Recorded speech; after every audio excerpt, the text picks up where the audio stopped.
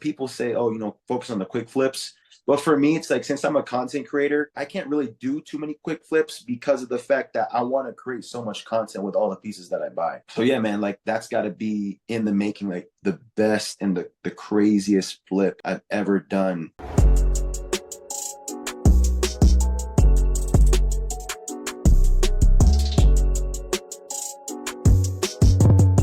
Let's get it, man.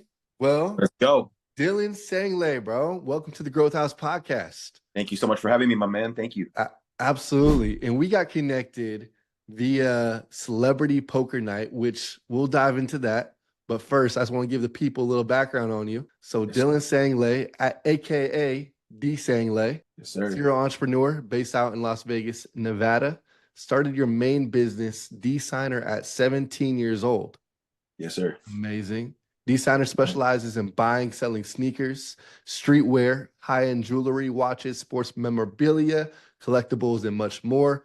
Also, dude, you're a content creator. I just saw your YouTube plaques. You getting plaques in the mail? Come on now.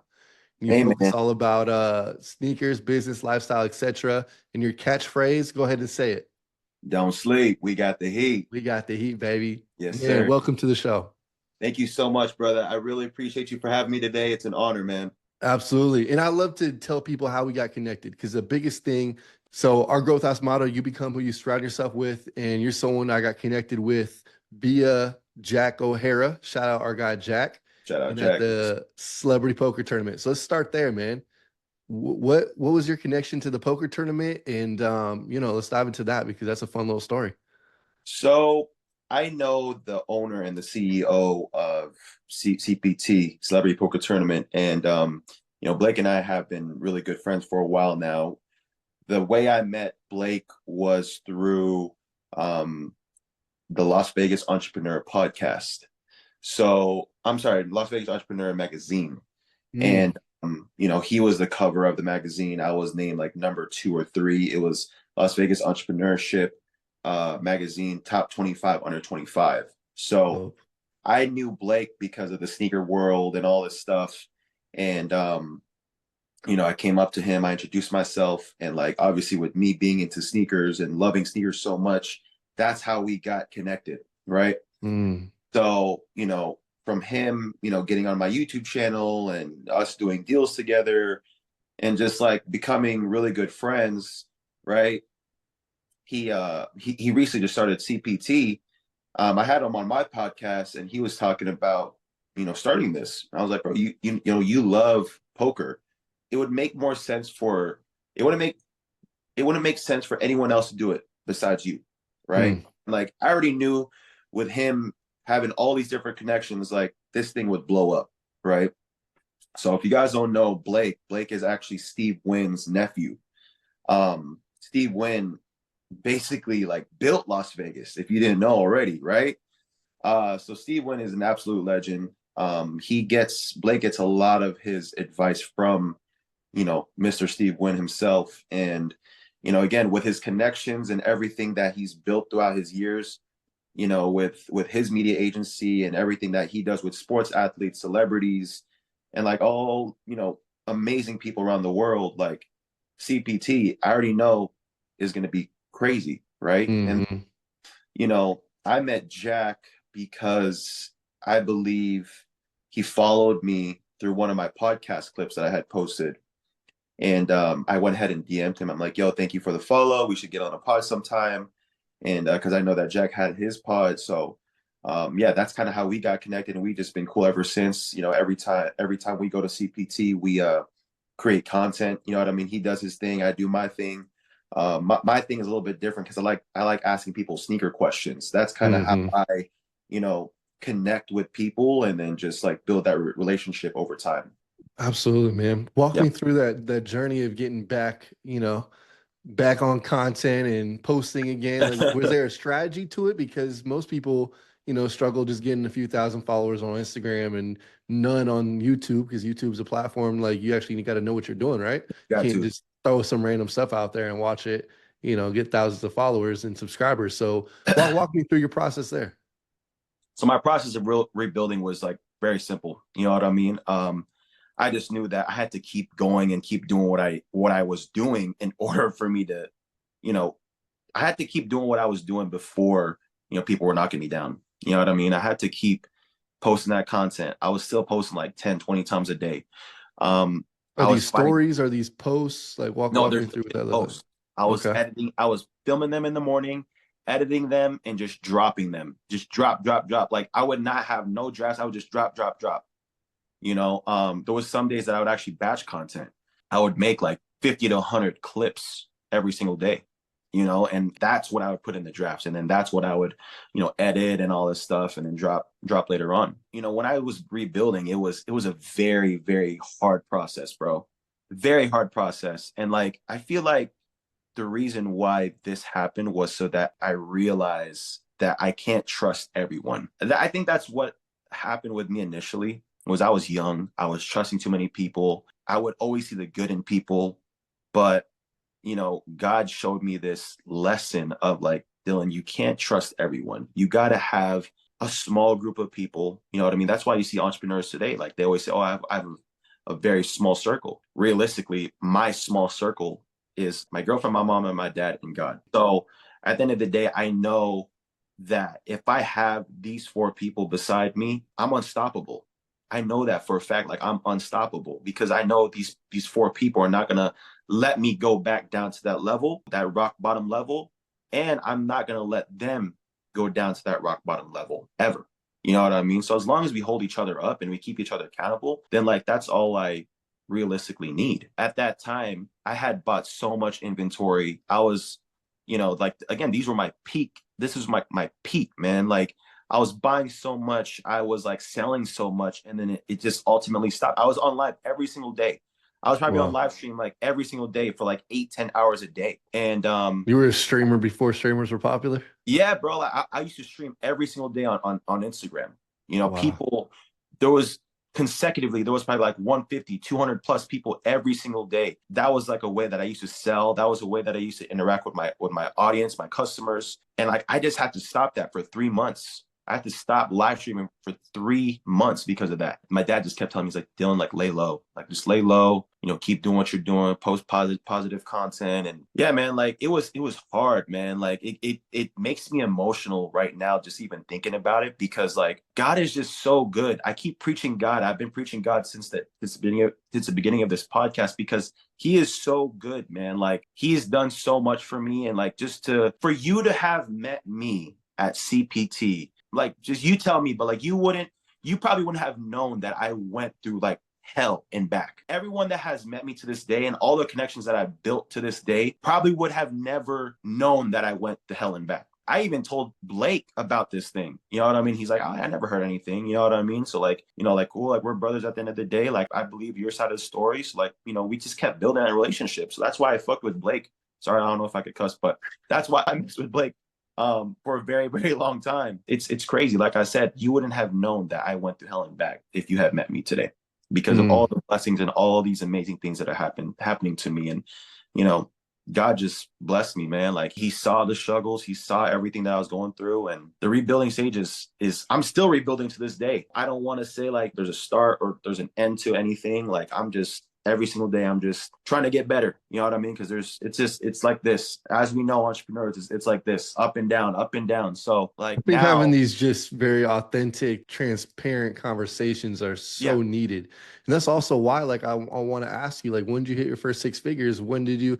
I want to tie in finances and financials because so many people are so fluff. They're like, yeah, man, become an entrepreneur, and then next year you're a multimillionaire and you're driving a Lambo. Like, I want to get away from that narrative that's out there, that's all over social media, because this is really what happens. And you have to have thick skin, like you said. You got to be able to have some grit to do this. Like this is not for everybody. And I just think there's a false narrative out there. And I love having these real conversations that show you really what's going on behind the scenes. So I appreciate you just being authentic. I've never really talked to anyone about that, actually. It has always been a core memory and will always be a core memory in my life because, again, I just learned so much. I learned so much from that. Like, it wasn't a loss at the end of the day. I didn't lose friends. I didn't lose followers. I didn't lose supporters. Those people were never really supporters, friends, family in the first place. you really think about it. You know what I mean? Because I believe that blood is not family. I believe family are the ones that are loyal to you, will always love you, will always like help build you up, encourage you. You know, that's family to me. Loyalty, Mm-hmm. loyalty overall is like loyalty, trust, and all that other stuff. All the good stuff is family. Again, I've never talked about this to anyone on any podcast, and I don't know. Maybe later on down the road, I might actually explain the whole entire thing that happened. But like, I don't know. Just right now, I just feel like it's just still too early. I want to continue to focus on like the present. Yeah, I don't know. Just that moment, and my girlfriend knows, and like all my, my mom, my dad know, is like if I ever bring up that moment, or if something like triggers that moment, like it's not a good sight, bro, because I get a lot of emotional triggers. I get anxiety and all this stuff. So I like to focus on the now rather than the past, you know? No, I hear you. But I think it's a powerful testimony for people who are going through that. And they're like, no one else can relate because all they hear is entrepreneurs saying the next year, within a year they're successful. It's like, no, that's not how it works. Yeah, bro. So I appreciate you, sharing that. Let's get into some fun things. Let's start here. What's your biggest flip? What's the most profit you made on a flip? Oh man, there was a lot. There was a lot. I Maybe we feel like start with sneakers, then we can go to like watches and houses. If I know you kind of dabbled in a lot of, flipping. well, I'll tell you this right now. I feel like the biggest flip is about to happen, right? Like currently, like very, very soon, actually. Um, because I bought this whole memorabilia collection from this crazy collector. This crazy collector was actually my mom's doctor, the doctor that my mom's been working with alongside, since she was like my age. He sold me like 90% of his memorabilia collection. So you got like grails on grails in there, bro. I paid, I'll just, yeah, it's everyone on social media, but I paid $10,000 for like 250 pieces of memorabilia. I can't really show you right here, but there's probably like 100 8x10s that I could probably just pick up in my hand like this. Probably heavy, super heavy. So all the 8x10s are here. I got a huge Dan Marino, like framed Dan Marino signed jersey with like a bunch of different encryptions in there. When he was in the Hall of Fame, all his different stats and all that stuff. Got a VGK, team signed jersey, VGK, team signed pucks. What else, man? Like Charles Woodson signed jersey, Roy Woodson signed jersey. So what's the goal? What are you trying to flip this one for? Bro, I mean, like, I know he probably paid like 50 more on this, Yeah. 50 or more on this. In my mind, I could probably flip this whole collection for probably like 40, $50,000 in net profit. And it's just such a great marketing piece, though, too. People say, oh, focus on the quick flips. But for me, it's like, since I'm a content creator, I can't really do too many quick flips because of the fact that I want to create so much content with all the pieces that I buy. So yeah, man, like that's got to be in the making, like the best and the craziest flip I've ever done. Actually, I have another one. So there was a shoe. It was a dark mocha Jordan 1 high. I bought 30 pairs of these sneakers. And before they released, I was paying like $170 retail to like $250, $300 max. And on my live stream, I used to sell these sneakers for like $1,000 each. And I had 30 pairs. So like within a couple months, I sold all 30 pairs for $1,000. I made like $25,000 net profit just off that bundle deal that I did. It was crazy, bro. Like if you see those sneakers right now, the market of those sneakers dip really, really bad. You could literally buy a pair back then for no less than like $500. But now you can literally get that pair for like $170, $200 brand new. It's freaking crazy, bro. Like there's also now a low top version and all this stuff. Sneaker market is like, it has gone down a lot, but then now it's plateaued. On my next YouTube video, I explain how sneakers is not going to be down forever. There's going to be a point in time where sneakers are going to continue to go back up again. And yeah, man, that's basically it, bro. What's the profit margin that you look for when you look at, let's say things over $100 that you purchase? So I know you do smaller items too, but let's say you're looking at something like a sneaker. What's like, all right, if I get it for 100, how much do you want to sell it for? What's the profit margin that you want to make almost every time? Minimum 20%, but on average, the margins that I bring in every single month is like 45 to 50% profit margins. That's awesome. Yeah, man, it's great looking margins. You know what I mean? Especially if you get a lot of quantity in there. You know what I mean? It starts to add up. All the smaller stuff starts to add up. Yeah, man, you can't sleep on those smaller end items. I used to just focus on just sneakers.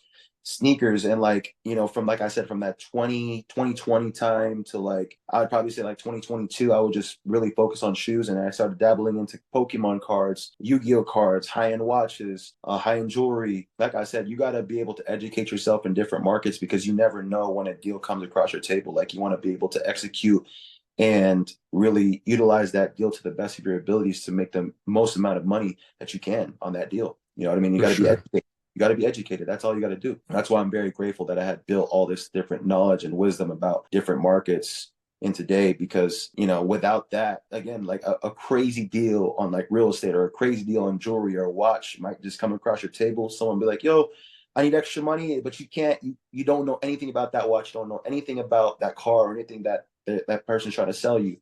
And you might have just let go of like $20,000, $30,000 net profit easily. You know what I mean? Do you ever Uh, be like, yo, I know how much this is worth. Like, I got to give you a little bit more. And you're like, all right, if you don't know, you don't know.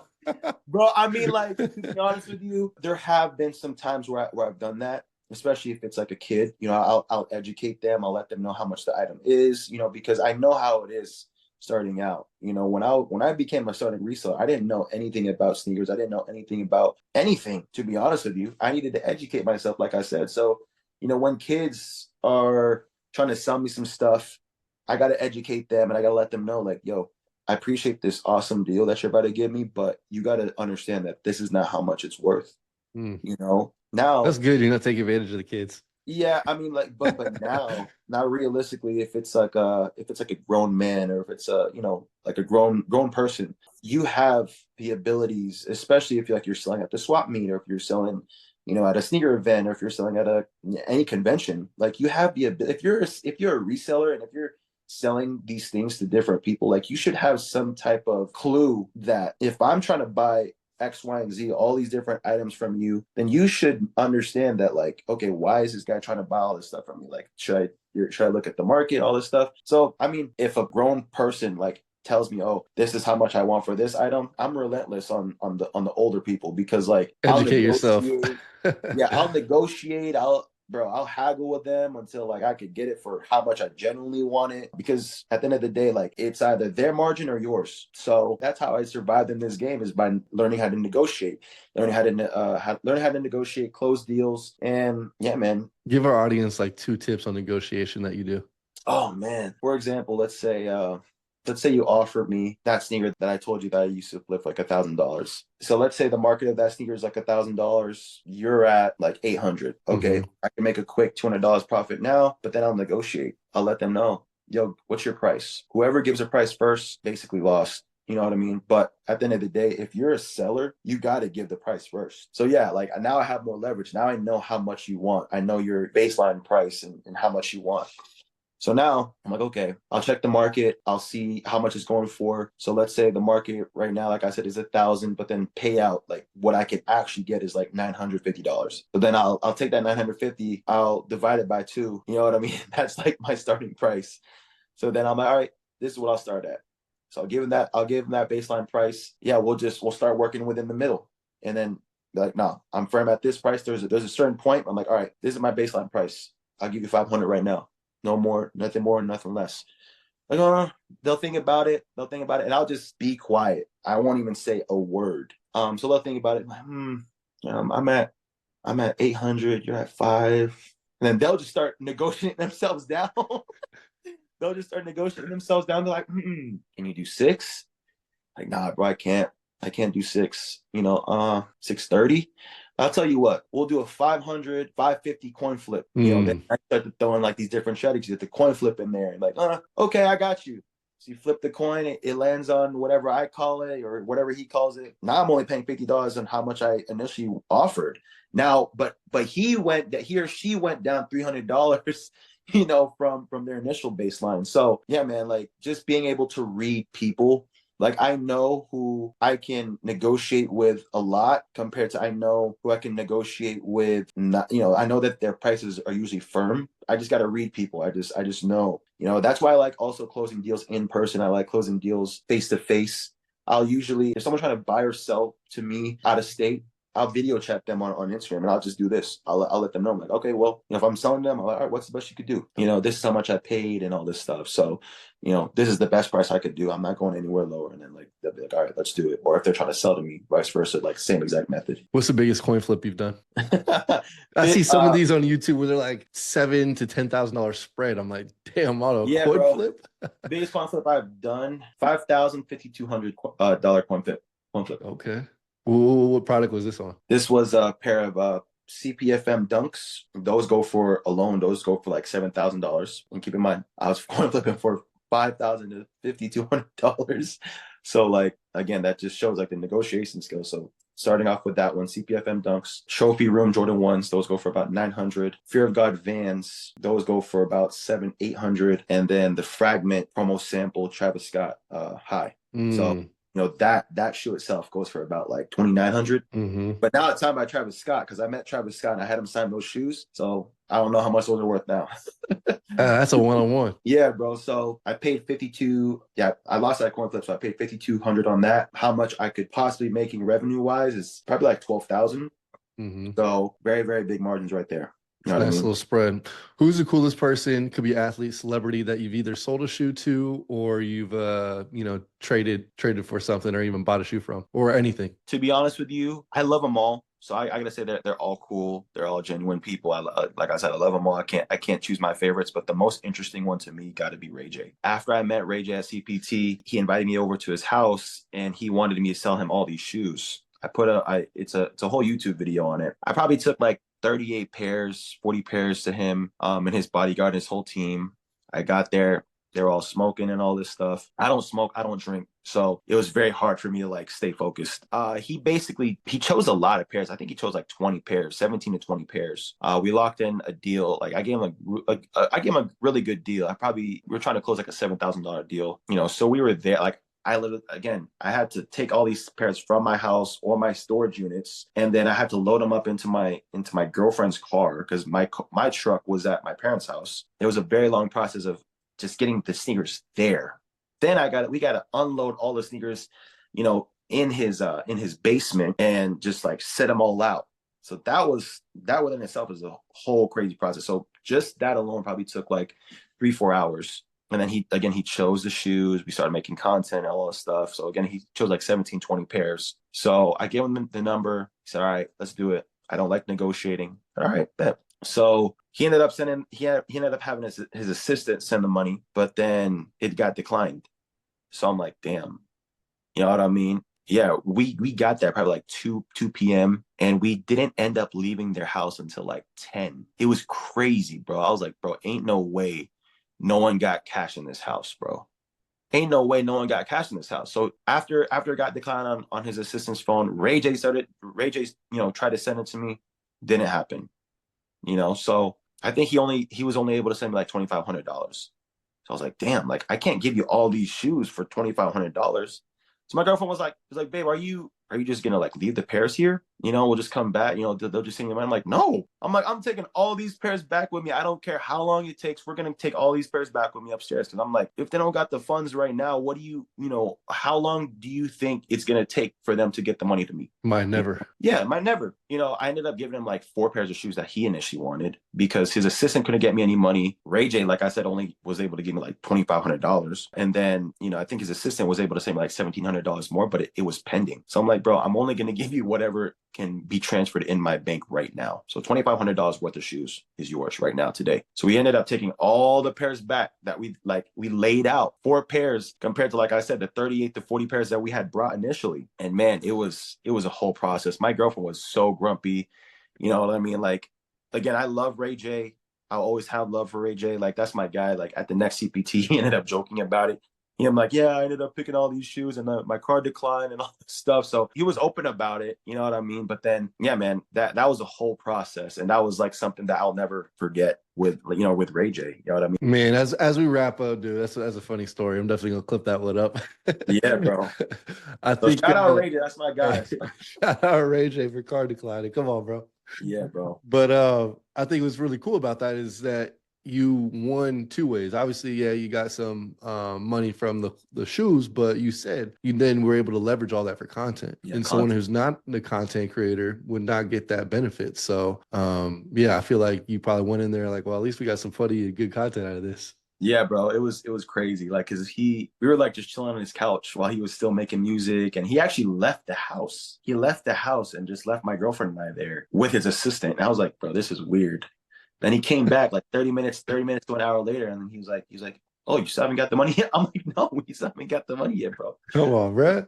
Yeah, it was funny. It was real funny. But then he ended up getting a little bit more pairs. I had to ship some pairs out to him. So yeah, man, that was a crazy, crazy process of trying to sell him some shoes. But again, it happens.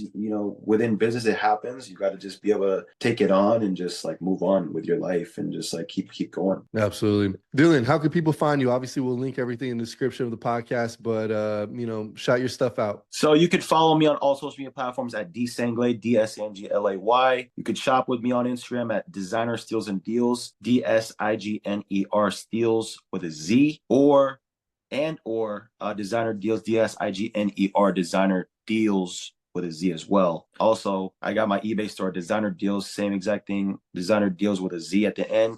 You guys could find all the stuff on my inventory on there that you guys, if you want, you could literally type in size 11. It'll show you all the size 11, all the size 10.5. It'll show you all the size 10.5, all the memorabilia that I talked about in this podcast. You could find it all there. It'll all be available on that page. And you guys will all be protected if you guys were to buy from eBay. But people always buy from me on Instagram all the time. Very easy, very very easy process. It's a lot cheaper because you don't have to take on all the different fees. But yeah, man, thank you so much for having me, my guy, and looking forward to the next one. Absolutely. I'll be up in there in Vegas. Last question. What's the number one shoe that every guy needs? What's that staple that you're like, man, every guy at least needs one pair of this shoe? Man, everyone needs a pair of Jordan 1 lows. I'm a pretty big guy, pretty wide guy. And like, I just feel like they look good with like skinny dudes, skinny girls, big guys. Yeah. Let's describe everyone. Yeah, bro. Like, All right. All right. What more? Everyone needs some Jordan 1 lows. Jordan 1 lows, most overrated shoe that's currently popular. Most overrated shoe right now gotta be all of the Asics that are like, that everyone's hyping about right now. I mean, like, bro, no one gave a crap about Asics before, and now everyone want to rock Asics and like, oh, Asics is like but bro, why are Asics, the new Jordan 1s? Like, why is that? It got to be reversed, bro. You guys got to show love to the Jordan 1s, the Jordan 1 highs, man. And also, the reason why they got to do that is because I'm holding a lot of stock right now. So, the prices on those gotta keep going up because I'm not trying to lose any money on those. So that's why I'm trying to push that a little bit. That's a mic drop. That's a podcast. Growth House family. Appreciate you rocking with us. Yes, Dylan sir. Sanglay. We'll link everything so people can find and connect with you, bro. Thank you so much, Jesse. I appreciate you, brother. Absolutely. Peace.